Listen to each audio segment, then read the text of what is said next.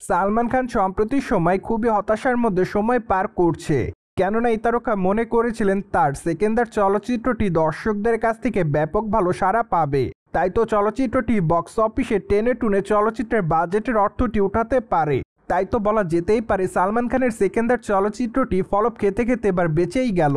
By the way, মাত্র কয়েকটা দিন আগে জানা যায় বলিউডের তারকা সালমান খান গঙ্গারাম চলচ্চিত্র থেকে নিজেকে সরিয়ে নিয়েছে। কিন্তু কী কারণে নিজেকে সরিয়ে নিয়েছে এই তারকা তা অবশ্য সেভাবে স্পষ্ট করে বলেনি বলিউডের এই ভাইজান খ্যাত তারকা। কিন্তু অনেকে দাবি করছে যে সালমান খান হয়তো নিজেকে নতুনভাবে তৈরি করার জন্য গঙ্গারাম চলচ্চিত্র থেকে নিজেকে বর্তমানে সরিয়ে নিয়েছে।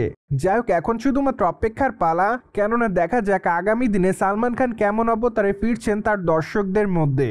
তাছাড়া বর্তমানে এক ঘনিষ্ঠ সূত্রের মাধ্যমে জানা যায় যে বর্তমানে সালমান খান তার মেদভুঁড়ি কমানোর চেষ্টায় রয়েছে।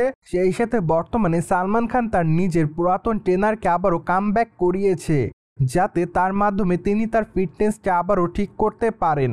ঠিক এরপরে অবশ্য বলিউডের ভাইজান তার নতুন চলচ্চিত্রের আনুষ্ঠানিক ঘোষণা দিবেন। তাছাড়া বর্তমানে অবশ্য অনেকে মনে করছে সালমান খান হয়তো আগামী দিনে তার বহুল ব্যবসা সফল চলচ্চিত্র কিক ফ্রাঞ্চাইজির কিক 2 চলচ্চিত্রের আনুষ্ঠানিক ঘোষণা দিতে পারেন।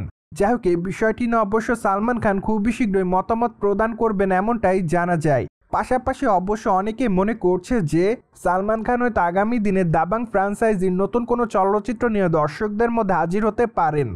কেননা এরই মধ্যে চলচ্চিত্রের যে গল্প লেখক তার সঙ্গে বিশেষ করে আলোচনায় এসেছিলেন সালমান খান। প্রসঙ্গত, সালমান খানকে সর্বশেষ সেকেন্দার চলচ্চিত্র অভিনয় করতে দেখেছে তার সকল ভক্তরা। বাই দ্য ওয়ে, চলচ্চিত্রটিতে তার বিপরীতে অভিনয় করতে দেখা যায় দ্য ফার্স্ট টাইম রাশ্মিকা মান্দানাকে। তাই তো বলাই বাহুল্য যে চলচ্চিত্রের পর্দায় তাদের দুজনের কেমিস্ট্রি ইতিমধ্যে তাদের সকল ভক্তদের কাছে নজর কাড়ে। কিন্তু দুঃখের বিষয় এই যে চলচ্চিত্রের গল্পটি খুবই সাদামাটা ছিল, যা অবশ্য দর্শকদের কাছে সেভাবে নজর কাটতে পারেনি। তাই তো বিশ্লেষকদের মধ্যে অনেকে মনে করে চলচ্চিত্রটি বক্স অফিসে মুখ থুবড়ে পড়ার পেছনের কাহিনী এটাই।